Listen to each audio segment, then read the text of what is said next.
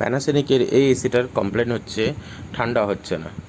আমি এসে প্রথম এসিটাকে চালিয়ে দেখে নিলাম, চালিয়ে কাস্টমারের যে সেট করে রেখেছিল টেম্পারেচার, সেই সেট টেম্পারেচারেই আমি ওকে চালালাম।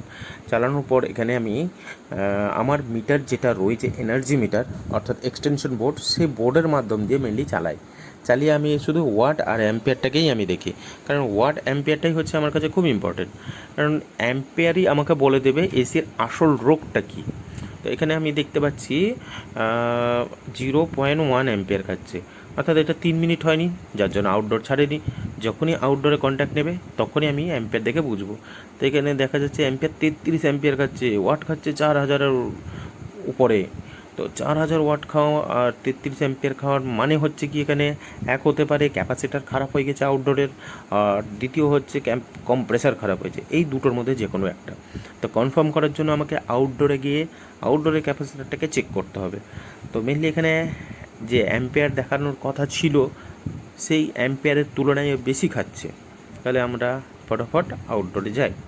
আউটডোরে গিয়ে এই যে আউটডোরটা, এর টপটাকে আমরা খুলে নিয়ে কী করব, ক্যাপাসিটারের যে কানেকশানটা আছে সেটাকে খুলে নিয়ে ক্যাপাসিটারের ভ্যালুটাকে চেক করব।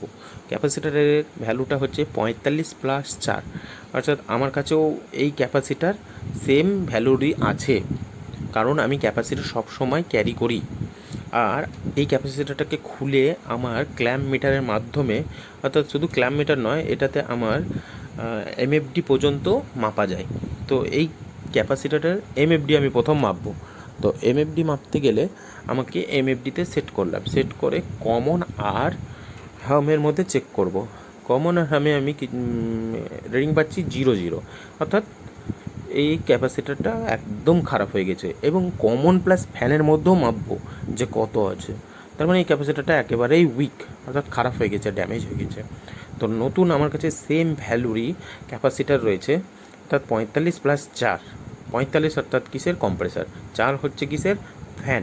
তো আমি আমার এই মিটার দিয়ে আবার চেক করে দেখে নেবো যে আমার 45+4 আছে কিনা। তো কমন আর হামের মধ্যে চেক করব কত আসছে, 45 এমএফডি। তাহলে ঠিক আছে, কমন আর ফ্যানের মধ্যে দেখব 4 এমএফডি। বেশ, আমার এই ক্যাপাসিটারটা 100% ওকে। তো এই ক্যাপাসিটারটা এখানে সেট করে দেবো এবং ওয়্যারিংগুলো আবার লাগিয়ে নেব। লাগানোর পর এটাকে আমি টাই দিয়ে ক্যাপাসিটারটাকে আটকিয়ে দেবো। এইবার আমাকে যেতে হবে কি, ইনডোরে এসে আমার ওই বোর্ডের মাধ্যম দিয়ে আমি আবার চালাবো।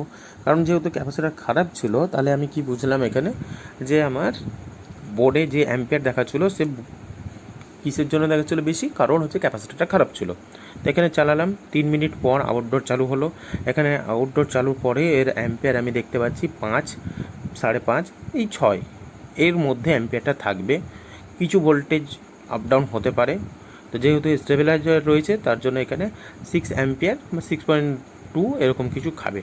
আর ওয়াটটা খেতে হবে একে 1200 থেকে 1500 ওয়াটের মধ্যে খেতে হবে, কারণ 1.5 টন এসি এই ওয়াটই খায়। তো এখানে কুলিংটাও এখানে ভালোই আসতে শুরু করে দিয়েছে।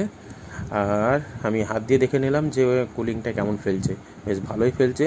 আর মেনলি যেটা দেখার রয়েছে সেটা হচ্ছে আমার ওয়াট আর অ্যাম্পিয়ার। যেহেতু এখানে ওয়াট আর অ্যাম্পিয়ার আমার কাছে একদম পারফেক্ট দেখাচ্ছে, তার মানে এর গ্যাসও ওকে আছে এবং এই এসিটার সব কিছু এখন ওকে হয়ে গিয়েছে এবং এসিটা দারুণ কুলিং করবে আগামী দিনে। আর এই যে গরমে কাস্টমারও খুশি হবে, কারণ হচ্ছে এর পারফেক্ট কাজ হয়ে গেছে। এই কাজটা করতে আমার সময় লাগলো শুধুমাত্র 20 মিনিট। 20 মিনিটের মধ্যে পুরো কাজ কমপ্লিট। আর এই কাজটা সাহায্য করলো আমার এই এনার্জি মিটার। থ্যাংক ইউ সবাইকে।